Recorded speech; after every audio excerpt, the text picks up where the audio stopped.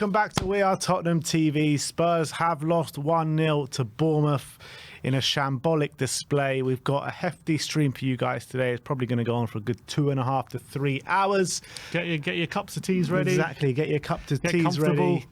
And hit that like button, smash that subscribe button as well. I don't know how comfortable you'll be during this stream with what we have to say. Well, I don't know how comfortable we're going to be with what we're going to have to say. So we can all sit here and be uncomfortable together. But we'll start off getting into the match review, because it really was a shambolic display yesterday. And now you've slept on it. Do you feel better or do you feel worse?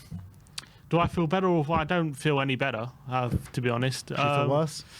I don't feel any worse. But I think yesterday was definitely, in terms of the project, in terms of, and not just me, I think a lot of fans, especially who've been positive about Ange, it's probably the lowest I felt in terms of where I feel about where the project is going. Because last season, you know, when we've had bad results, you can kind of excuse it. You know, we know that he was going to be a massive rebuild and all this kind of stuff. We know the circumstances he came into the club, a fractured club that needed a rebuild, that needed a refresh, with a lot of players going out the door, losing your best ever player in Harry Kane, changing the playing style. So when these results came last season, even though we started obviously unbelievably, you can kind of like explain it, you can excuse it. It was always going to be a lot of teething problems. I would say though, the performances late last season, in like April time, they were a bit of a red flag, and I said that at the time, that was a bit of a worry, that how we were playing, because you would think that as the season goes on you'd be getting better, not getting worse. And the performances late last season were terrible, let's be honest, like the Fulham game, and I know we had some hard games, but you know, the Newcastle game, the Liverpool game where we capitulated as well, we had some very, very bad performances in like April time last season, and that was a worry. But we ended up finishing 5th, which wasn't a terrible result. So going into this season, you know, I know we didn't have, definitely in hindsight, but at the time we didn't have a great summer. We did bring in Solanke through the door. But anyway, the point is, you would have hoped during the summer, more time on the training pitch with Ange, all this kind of stuff. You would have hoped you'd start seeing this team now move in the right direction. And I thought, as much as we didn't see it in results-wise at the beginning of the season, I thought there were signs that it might be starting to happen. We might be starting to get a team that's, you know, playing consistently well, getting used to what Ange wants to do, all the players buying into it and everything like that.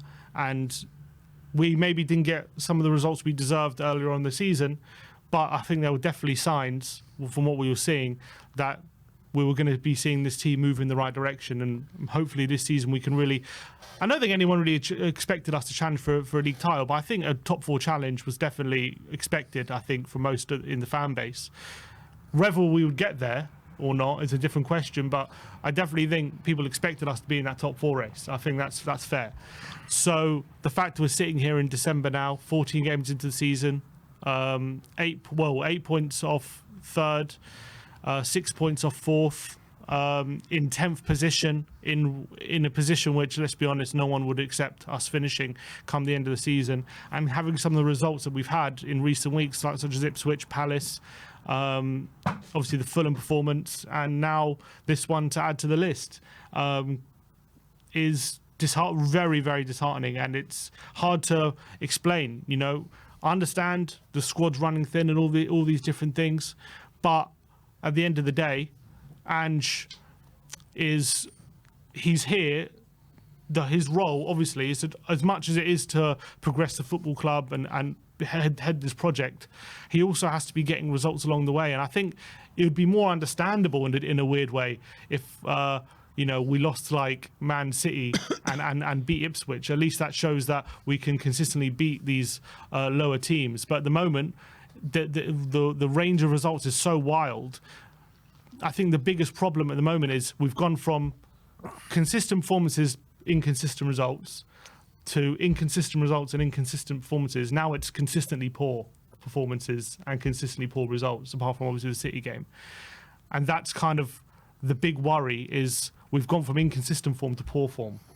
That is the big worry. And now the big concern for everyone at the moment is we're in poor form, and this team is looking very leggy.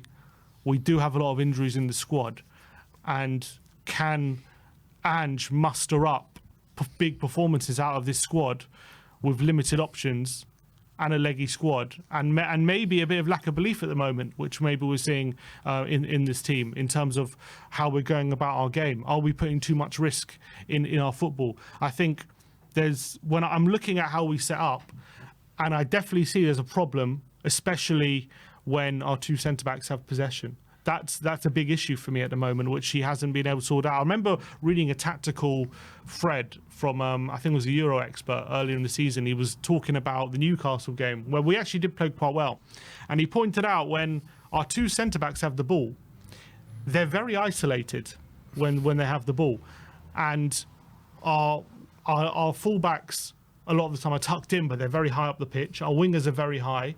All the forwards are very high up the pitch. I remember yesterday in the watch-along, our centre-backs had the ball, and I'm saying, look how many players they've got in front of them. Not as a bad thing, like, look, they should have options. The problem is, because all these players are so high up the ball, if they're not winning their one-on-one duels, we're in massive trouble. Now, against the teams like, I remember early in the season, like Brentford and teams like that, when we had a similar setup, we were winning those one-on-one duels and we were getting the better of them. And as soon as we win those duels, we're right on their back line. But when we're playing a team like Bournemouth yesterday, where I don't know if it was just an intensity thing or what it was, but we weren't winning those duels, one-on-one battles. The players weren't winning their individual battles. And as soon as that happens, we're completely exposed. We're completely under the cosh every time. Those transitions hit us very hard. And every time they come forward, it's like a 3-on-3 every time, or even outnumbering us at times. And especially in that last half an hour where we went 4-4-2 or whatever, 4-2-4, whatever you want to call it.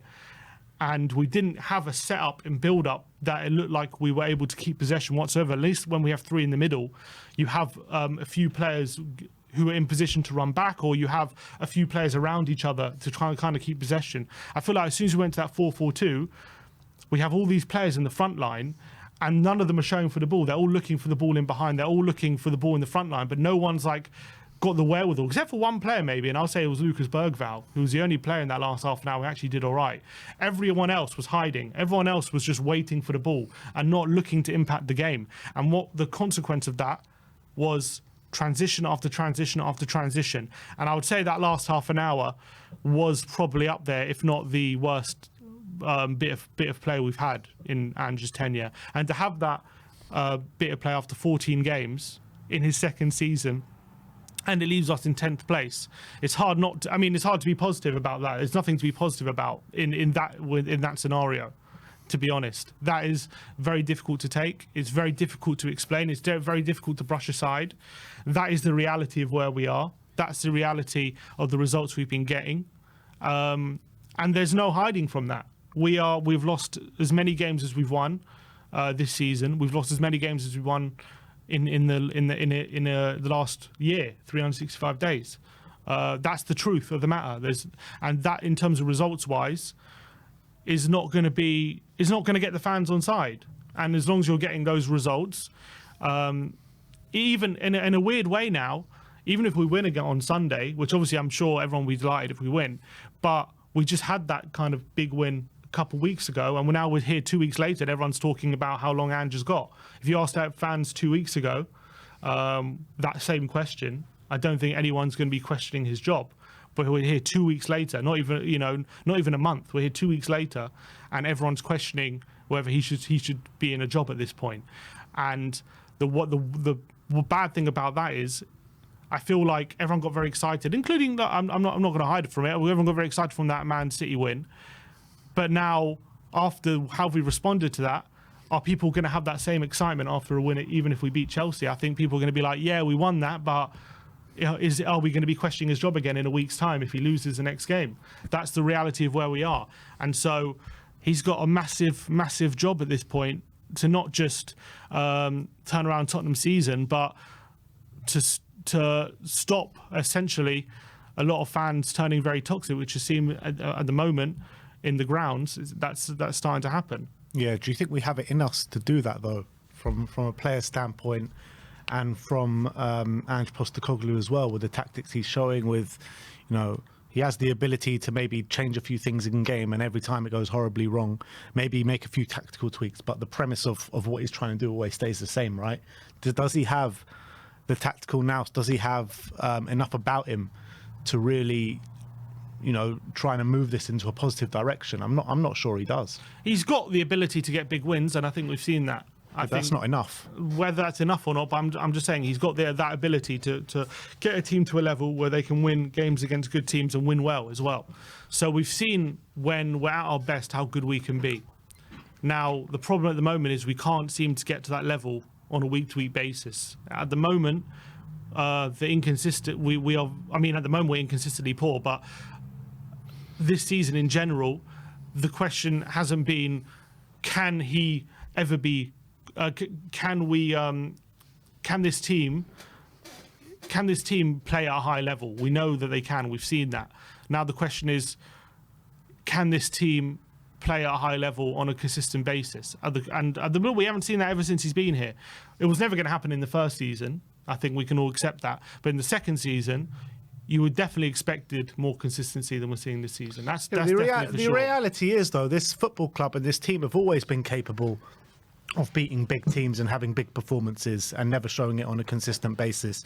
We beat big teams under Conte, we beat big teams under Nuno, we beat big teams under Jose Mourinho, but we've never been able, over any of those tenures, being able to, do it on a consistent basis. I know we never won 4-0 at the Etihad, but we've beaten Man City under every single one of those managers. But we've never won 4-0.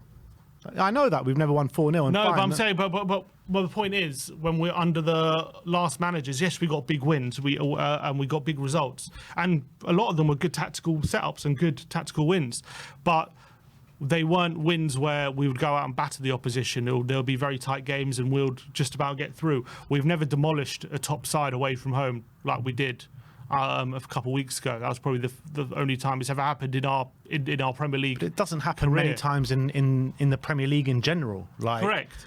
Even top teams don't go away to top teams and smash them on a regular basis. So it's Correct. A one-off. It's a complete one-off. It might be, but it shows what we're capable of. It's a one-off. It might be. It shows what we're capable of, but on the other side, these losses and these poor performances shows what we're capable of. Yeah, but I think back at for example, like when Jurgen Klopp, I know we always do this, to compare him to Arteta and Klopp, blah blah blah. But I just remember very clearly when in Klopp's first couple of years, they were inconsistent, but they were always very much capable of very big wins against big sides, more often at home than not. But they would, for example, like Man City in the Champions League, they got big wins in those games. But in the league, they really struggled for that consistency up until they addressed their issues. Now, the question is, are we ever going to address our issues? Is Ange ever going to, be backed by the board? All these different things. Those are different. Those are obviously questions. But in terms of the way we play football and the way we set up and all these different things, what's the question? Is those tactics ever going to be capable of getting consistent results in the Premier League? Only if you buy the best in class. That's the only way it's going to be. But the end of the day is that where we are or how we run things as a football club, there's only, if we're not going to do that in terms of buying the best in class, then the only other way is buying players with good scouting and high potential and hoping they fit in, kind of thing. That's the only, and that's what we're trying to do at the moment.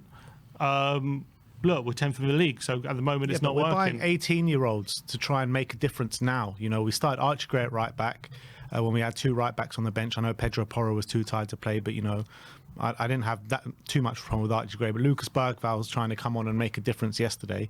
We sold Pierre-Emile Højbjerg in the summer, who was everyone was saying it's time for him to go and he doesn't fit the system and everything like that. But the reality was, he was, a leader in this group. He was a senior player, and we've got rid of a senior player and brought in two 18-year-olds. How do you ever expect to make a step forward in the near future by making transfer decisions like that? It's just not good enough. Selling Højbjerg and bringing two 18-year-olds because we needed a refresh. That's what needed to happen. No, but you need to bring in players that can make a difference right now if you're going to make progress right now. Yeah, but in terms of obviously Bentancur's got a ban right now. But we've got Bentancur and Basuma who have taken up that role that Højbjerg was in last season. Bentancur wasn't really a 6 last season. He is a 6 this season, so he's kind of filled in that role. Obviously, Decky's now a midfielder, as last season he was more of a winger.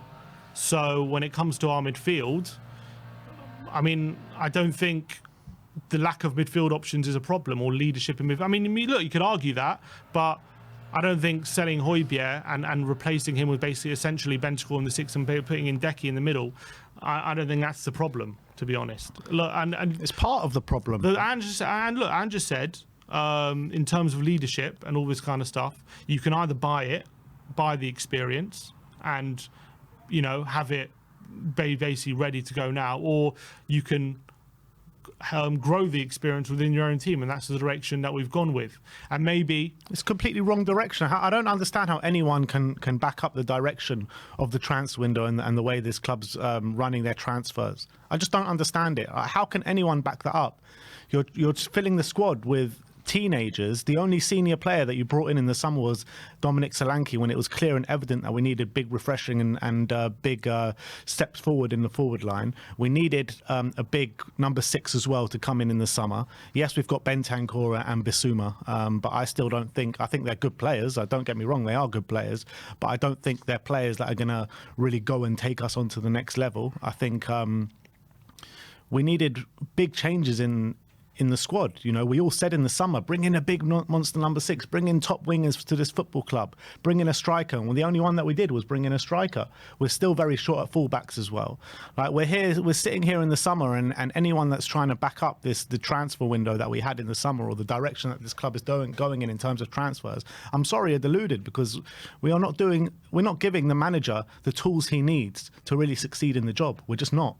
Like, well, yeah, fine. If the manager's going to be here in 5 years' time and 4 years' time and see these players flourish and nurture them and take them through, but I don't think any manager's going to be able to survive playing 18-year-olds, bringing on Lucas Bergvall and stuff to try and make on a difference and try and save us in the game in the last 10 minutes against Bournemouth.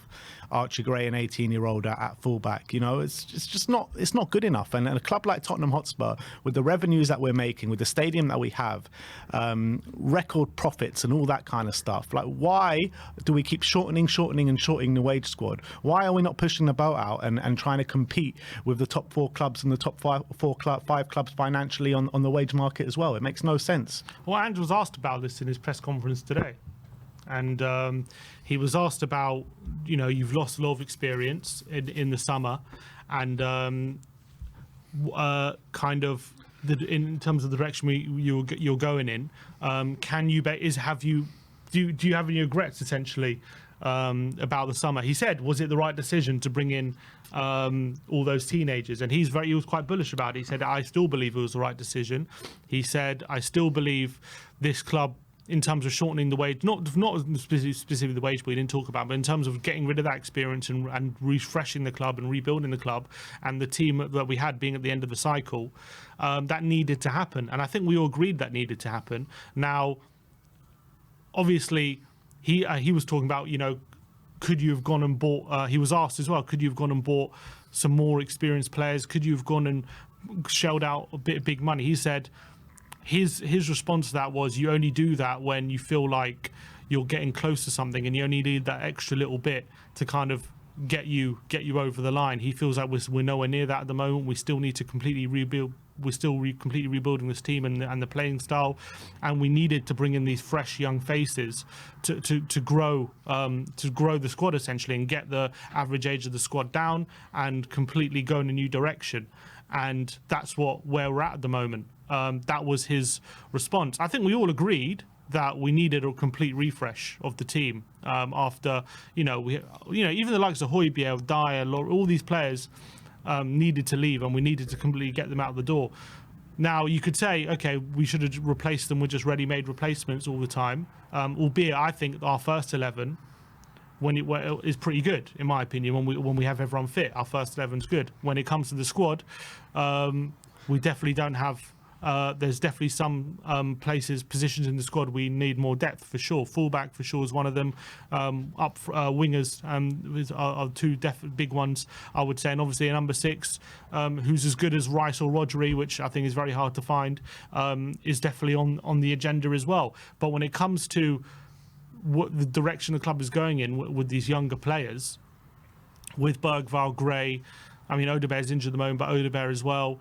That did need to happen, and I don't blame the club for signing those players. I think that's fine. I think we've said it consistently before that we need to start thinking about the future of this football club, not just signing like stupid players like Matt Doherty and all these players who are going to be here for a year or two and not going to be good enough. We needed players who are going to come in and actually build a future here and actually look to the long term and have a lot younger.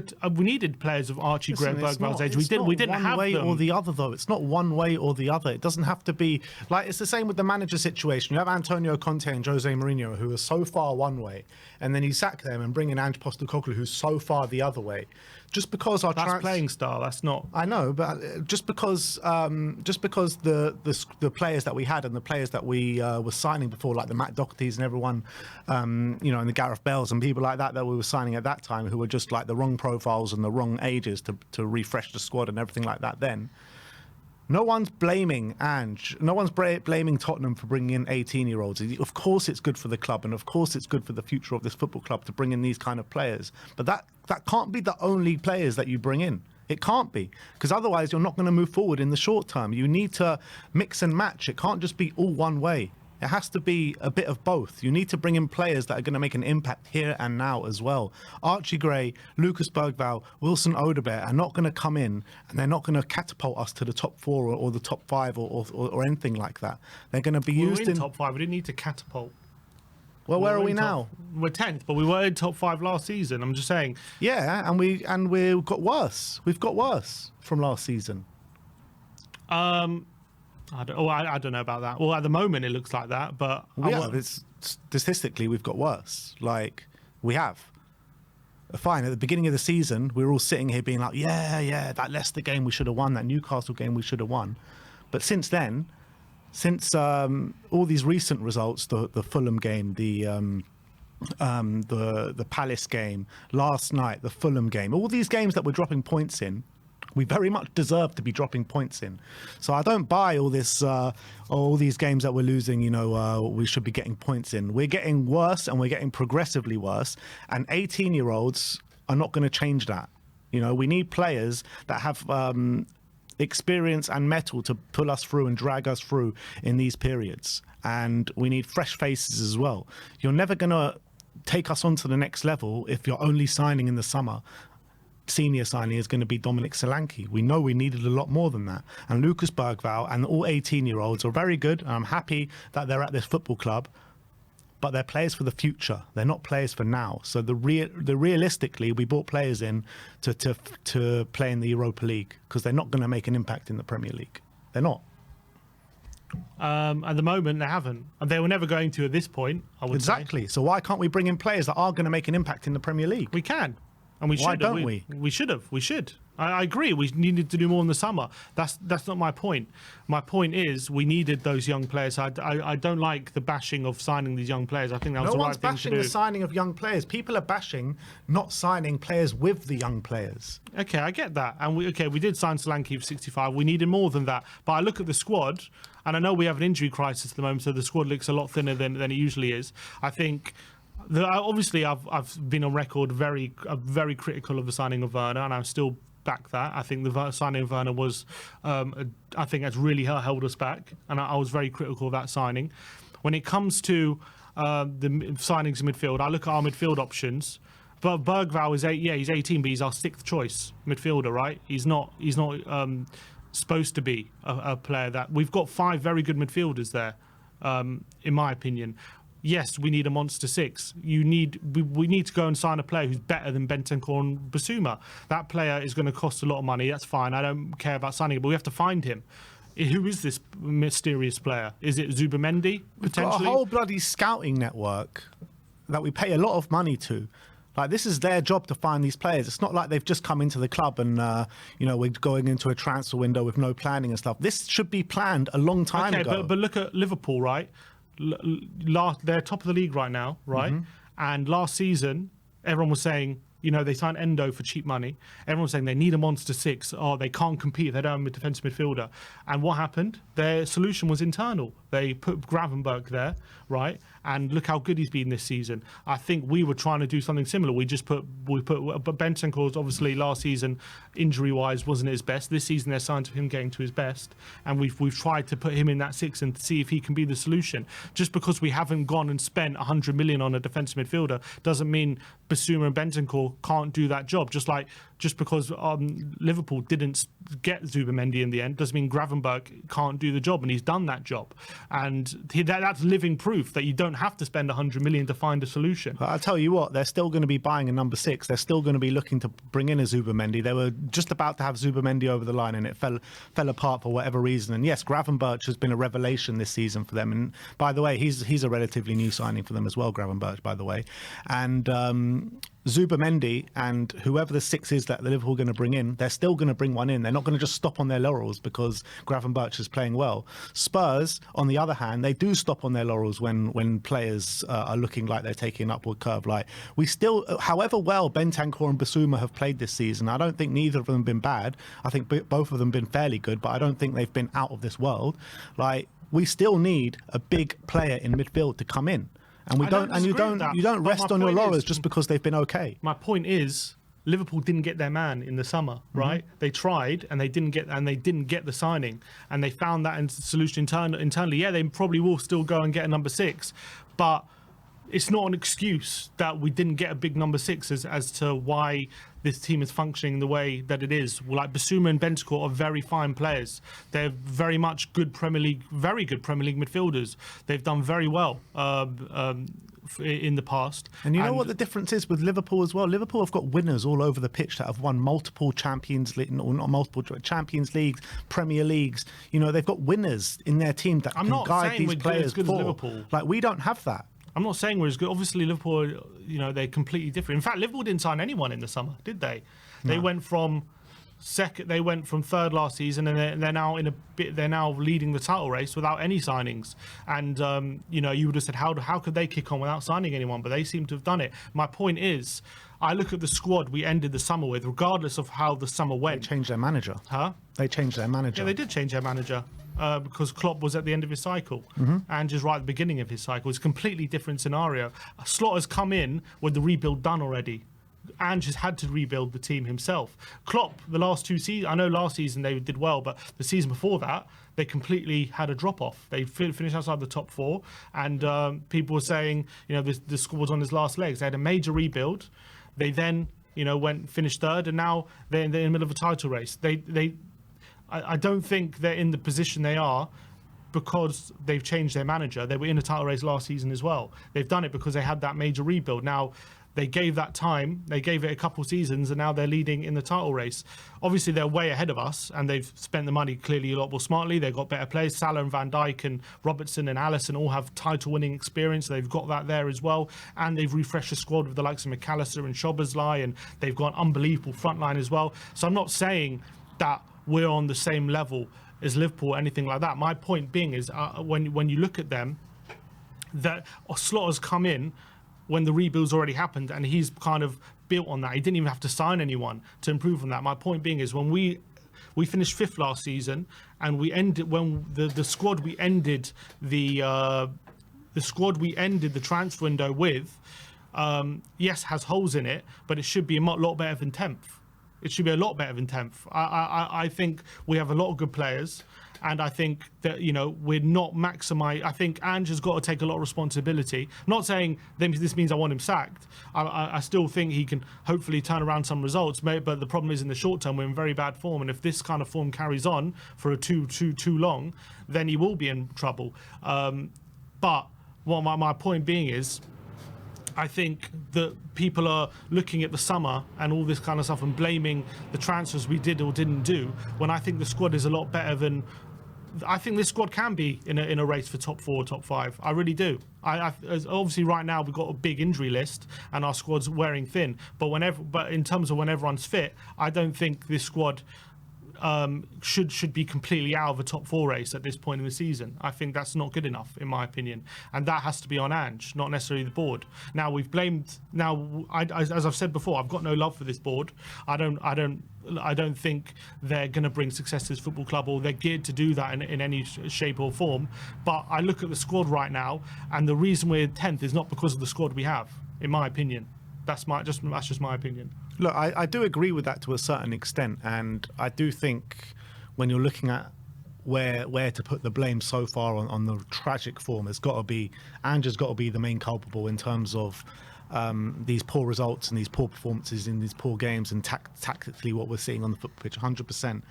But you also got to kick on in terms of a general squad year by year, and I just feel like we didn't do that over the summer, and I feel like it was a massive failure of whoever the decision makers were in the summer, because there's conflicting stories. Some say it's Lange and Ange, some say Levy's still involved, some say Levy's not involved. I don't know, I'm not there, I can't say, but these things do seem to consistently happen under the tenureship of Daniel Levy and ENIC of this football club, so it's hard not to put your finger in their direction. So I feel like when you're trying to put blame, everyone's got to come into blame here, not just Ange, the board as well, and also the players, because you look at the players, the attitude and application that they show on the football pitch now on a consistent basis.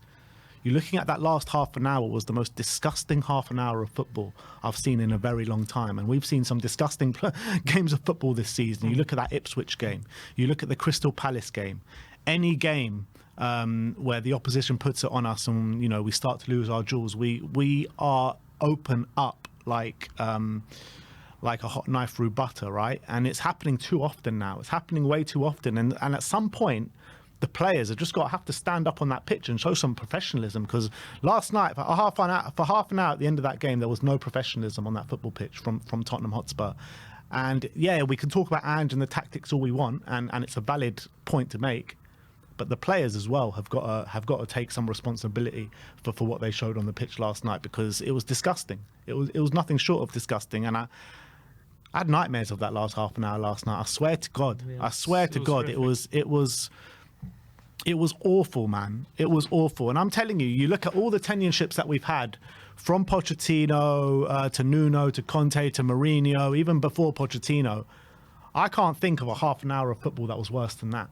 Like, seriously. Can you? It was pretty much shooting practice for Bournemouth. It was, yeah. That's what it was. The most disgusting thing was they were finding it so easy to get on our back line, and then as well, like, they were passing it into the penalty area and no one was picking up anyone. It was like Tavernier just had the freedom in the penalty area. He could have taken a touch. He could have done anything. The fact that they didn't score another goal was an absolute minor miracle, I'd have to say, thanks to Forster and what was, have to say, some really poor finishing from Bournemouth. I think they hit it over the bar more often than not. It was really, really poor on their behalf. And as well, we even gave them a goal, but thankfully we got a bit lucky. It was ruled out offside with that moment.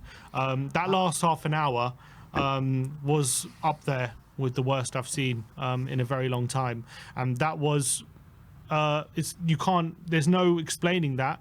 The manager's got to take responsibility for how we responded for that half an hour, because he sets the culture on the pitch, I think, and he sets the tone in terms of how we treat those kind of moments. And if we're treating those moments in that way, if that's happening too often, as much as you can blame the players, the manager, if the manager can't get them to treat those moments with the respect they deserve, then that has to be on him as well, 100%. But also, why does this keep happening though? Because after every manager towards the end of their tenure, we see these kind of traits start to come in with the players, and the players just end up not giving a shit. The new manager comes in, we see an uptick in form and an uptick in effort.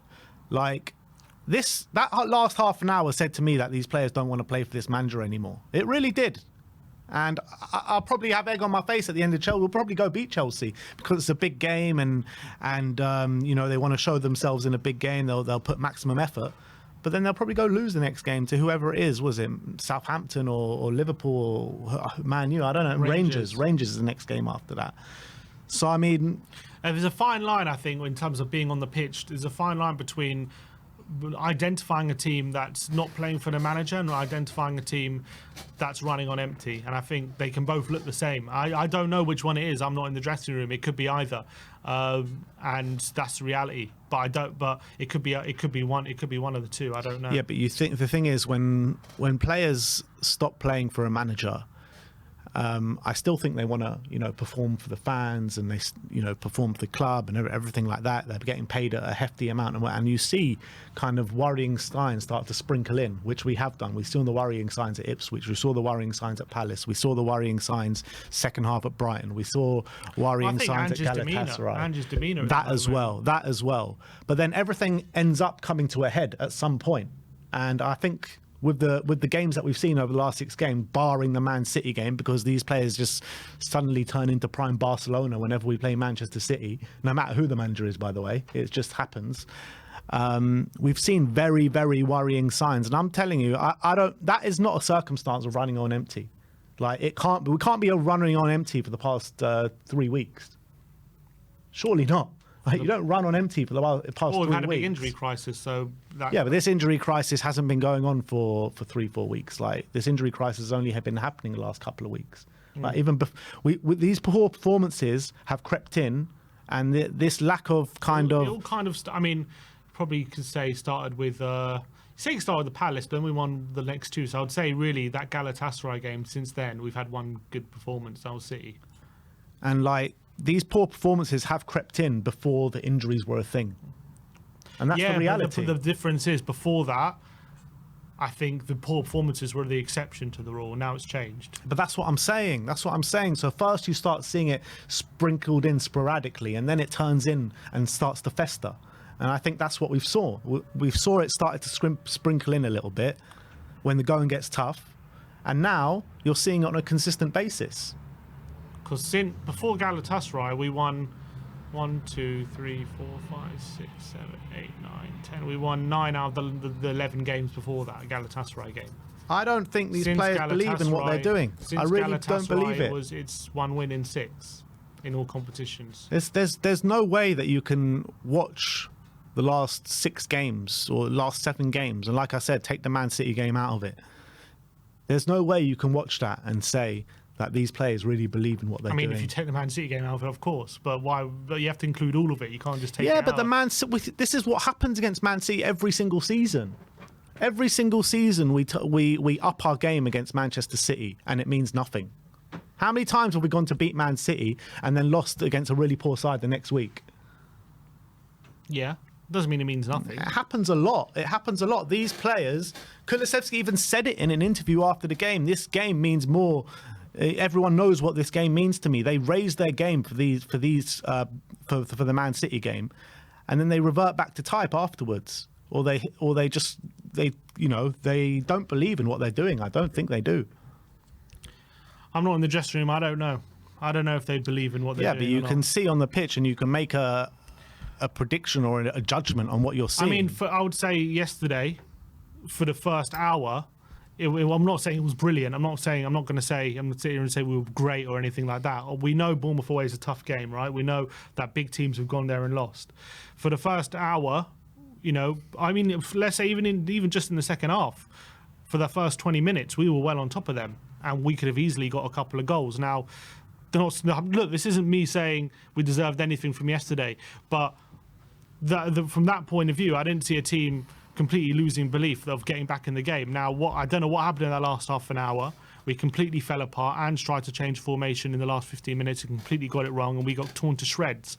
But I didn't necessarily see a team obviously that last half an hour we completely fell apart, and maybe that's I don't know if that's I don't know what you could put that down to, but I don't necessarily I don't necessarily think it's just a team completely not believing in the way of playing. Maybe it was end of the game with all the injury problems we've had, and we just completely fell apart. We were running on empty, or maybe it is just players not giving a crap and not giving that extra bit to try and get back in the game, and just allowing the game to pass us by and allowing the game to get away from us. It could be that as well. It's hard to say.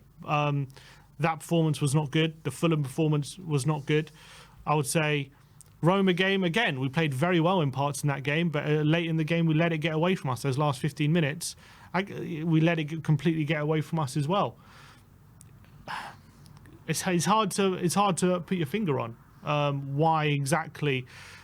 There are definitely parts in all these games where we're completely losing control, we're completely falling apart, and we're completely allowing the opposition to basically get free reign on our half and not being able to stop them whatsoever, and also not really being able to hurt them as well. Where there are phases in these games where it's atrocious, and that is something that Ange has to reconcile with. And that's something that's happened too often. He's openly admitted it now. This has not been a one-off. It's happened way too often. It's happened 4 or 5 times now where we've let games completely get away from us, and we've let games spiral out of control in moments where we're playing well. When Bournemouth got that control, we were actually on top of them, as I say. We were actually, Maddison had a brilliant chance. Son just had a goal tightly ruled out for offside. Porro had just forced a save out of Kepa.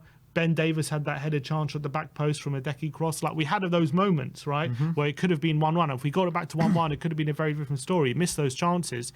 Maybe we let missed chances affect us too much. Maybe we get too emotional about them and we completely lose our way. Maybe that's what's happening. It's hard to put your finger on. But when you see what happens in the last half an hour, when you see just complete lack of anything, and we get completely trampled on, then it's hard to think that, because the two options you think are, both of them don't spell good in the future. I mean, because either they've completely lost faith in the manager and that means he's on his way out, or they're running on empty and we have a big injury crisis and you can't see him turning around, because how can you turn around a team that's running on empty when we don't have too many options to change at the moment?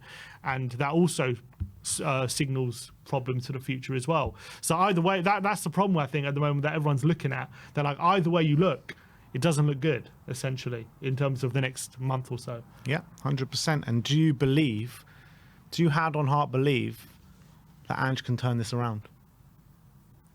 Do I think he can turn around? Do I think he can start getting good results again? Yeah. Will he be here to get those good results?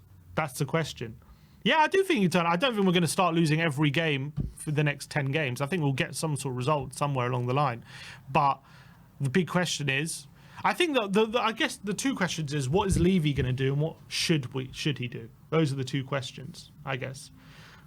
Because I think everyone is suffering from a lot of PTSD from other managers who have gone through similar moments or patches, and we've always gone the direction of, once we get to a certain stage, enough's enough, and we sack the manager.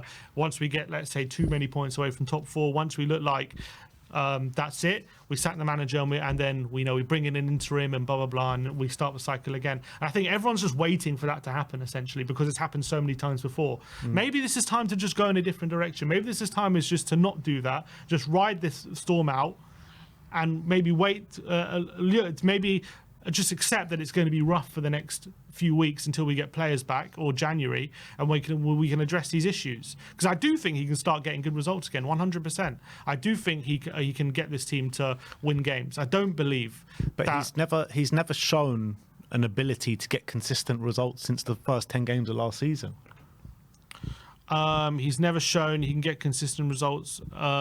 No, he hasn't. So what makes you believe that he can do that now? I don't know. Nothing. There's no evidence of it, is there? But there's no evidence. There's no evidence. What, we're going to give it Mason? He's never given consistent results. No, he's not. But you look at other managers that have come in. We're not going to get Iraola mid-season. You look at other managers that have come into this football club, like Antonio Conte, Jose Mourinho. They showed more signs of getting consistent results than someone like Ange Postecoglou, and with a much worse team, by the way, with a much worse squad. So I'm looking at the squad that he has available, and look, I know you say it's a good team and a good squad, and I think it's better than what we've had in the past under the likes of Conte and Jose Mourinho, and they've got the ability to get more consistent results than Ange Postecoglou. I've said on a number of occasions that I want to stick with Ange, and I want to see through a project, and I can't be sitting here sacking and firing and hiring and firing and hiring, but it's really getting to a point where it's hard to justify keeping him in a job, because so many managers have been sacked for far less. Doesn't mean it was the right decision. Yeah, that's true, but it's true. It might not have been the right decision, but it might be the right. Just because those were the wrong decisions doesn't mean sacking this manager would be the wrong decision, because he's literally been statistically one of the worst managers on a results basis that we've had in recent years.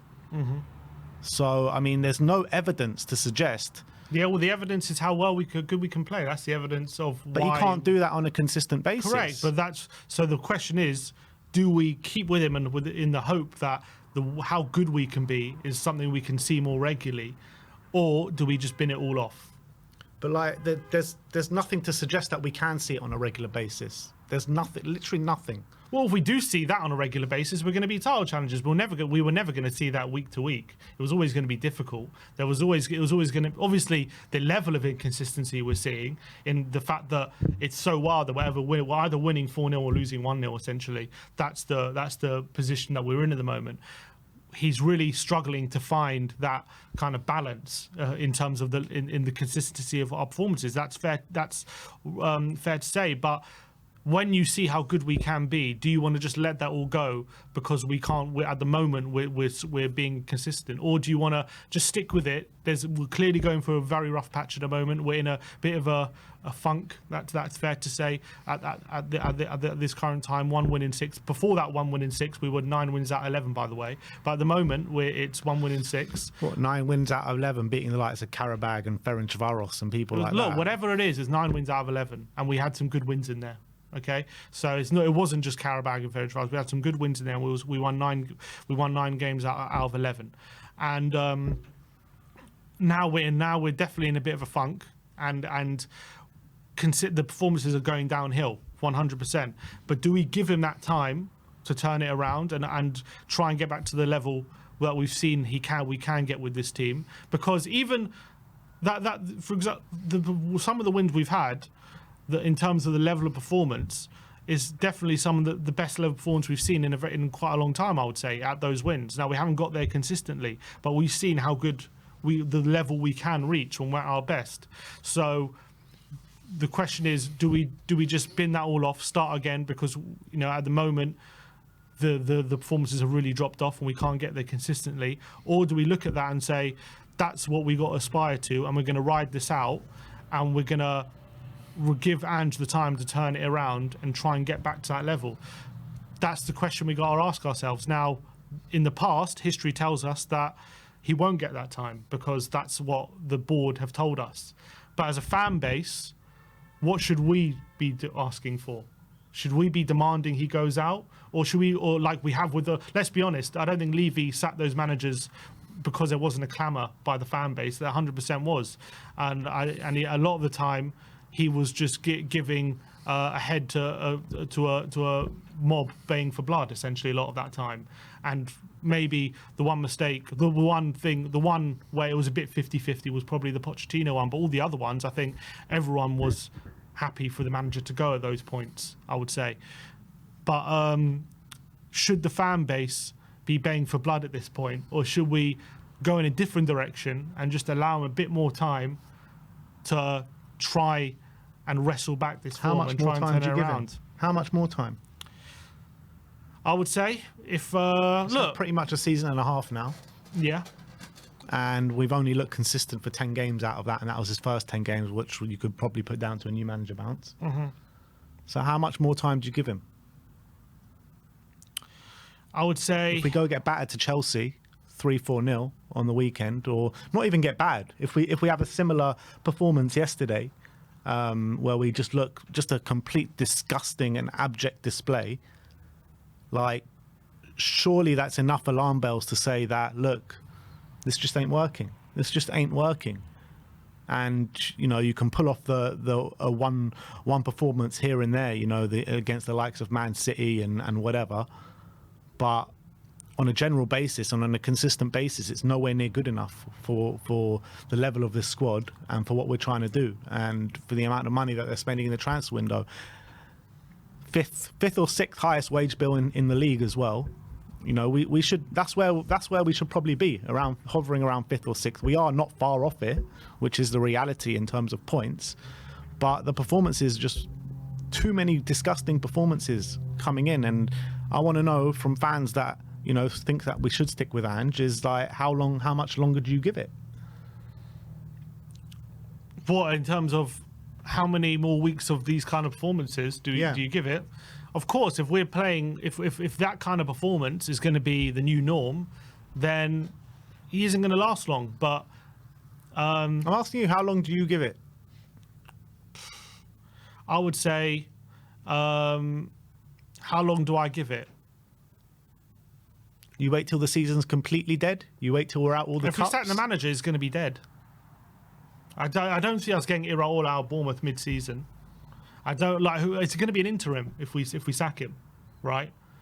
So I would rather just stick with it rather than having an interim. Personally, I don't see the point in having an interim. If we've got someone lined up and we think can come now and we really believe in, then I'll probably give it probably till the end of the month if it continues like this. To be honest, but I'm not going to. I don't see the point in sacking him. I don't see the point. I think you might as well continue with it and try and drive through this rough patch and try and get him to wait till he can turn it around. In my opinion, I'm just looking at the way we're playing, and I've just got no kind of belief that we can turn it around. I really don't. And if we win against Chelsea, it's not going to change my mind either. Even if we go and smash them, it's not going to change my mind. And in fact, if we go and beat Chelsea, I'll be even more angry after the performance that we've put in over the last few weeks. Like, why can we raise our game against the likes of Chelsea's and Man City's and then put in these kind of performances against the Ipswiches and Palaces and Bournemouths? Like, it'll just make me even more angry. So, I don't know. We're just an absolute mess at the moment. That's the reality. Absolute mess. And we need, if we are going to stick with this manager, we need to turn it around very, very quickly. Otherwise, the season is kind of going to be dragging away from us. Because there's no chance I know Man United are not even that good at the moment, and they've got Ruben Amorim.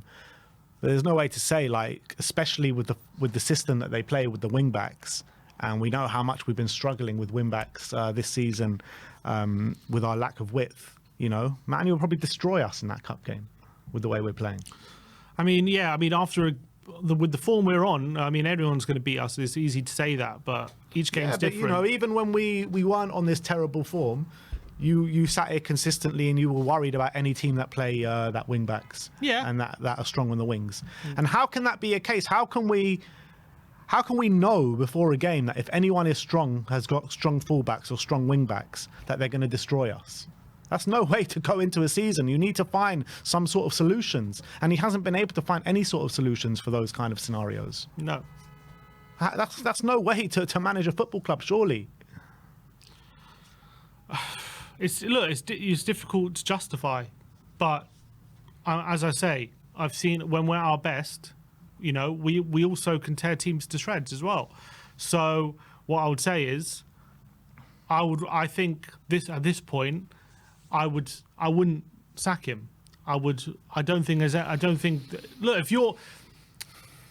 sack him on a whim. Essentially, if we have a plan in place, then whatever. I'm willing to see what they've got in mind. But at this stage, I think sacking him would be a bit crazy right now. I don't think installing an interim is going to see a massive uptick in results. We've seen interims at Spurs haven't massively improved things in general when we've done it. Definitely not Stellini, that's for sure. Yeah, when we sacked Conte, everyone was calling for him, and we went from being in the top 4 to finishing 8th. Maybe we would have finished 8th anyway, but we were in the top 4 when we sacked him. That's the reality. We ended up finishing 8th, and things got way worse, like 10 times worse once we sacked him. Yeah, the reality is, though, like with Conte, after what he said after Southampton... I'm not saying he didn't need to go, I'm just saying things got way worse. Yeah. No, that's true. They did get way worse. Even like when Chelsea, like they had Graham Potter, like they were doing badly, and then like, oh, well, let's just sack him because it's so bad. Then they brought in an interim in Lampard, and things got so much worse when they brought him in. Like just the thing, like bringing an interim isn't gonna. I don't think. I think thinking an interim's gonna come in and do a better job, or we're better off with that. I don't think the right call in my opinion. Yeah. Unless there is something seriously wrong between the players and the manager. And if the relationship's look, I'm not in the dressing room, I don't know. But if the relationship's completely broken down and he's lost the trust of the players, at that point, you've got to part ways. I don't know if they're there yet. If they are there yet, then that has to happen. I don't know if they are there yet, though. Yeah. Look, it is a tough call. It is a really tough call because I've been consistent in saying that I don't want to sack Ange and I don't want to keep this cycle going. But with the way the club's going, with the way the season's going, with the way the performances are going, it's really hard to justify keeping him in a job. And that is the reality. As much as I want to sit here and say I don't want to sack Ange, I want to keep him, I want to stick with the project, I want to have some sort of continuity, and I do. The reality is I do want to. I don't want to sit here and call for managers' heads. I don't want to keep this revolving door going. But as the games go by, as it goes by, it's getting harder and harder to justify it. It is. Yeah, and I don't disagree with that. It is getting harder to justify because the last few weeks we stunk the place out. That's the truth, and we've showed very little. But as I say, it's very hard to. It's a very fine line in terms of when you're watching a team on the pitch. It's very hard to tell the difference between a team running on empty and a team who's lost faith in their manager. It's hard to tell the difference sometimes, and I don't know what we're seeing at the moment. And you could make an argument either way, and you could make good arguments either way, to be honest. And either one could be right. We're not in the dressing room; we don't know. So I assume that the board don't just make when they make decisions about sacking managers and stuff. I'm sure they talk to the senior players and all these different things. I'm sure, like when Nuno went, no one wanted him there and all this kind of stuff, and they pulled the plug early on him because I think it just wasn't working.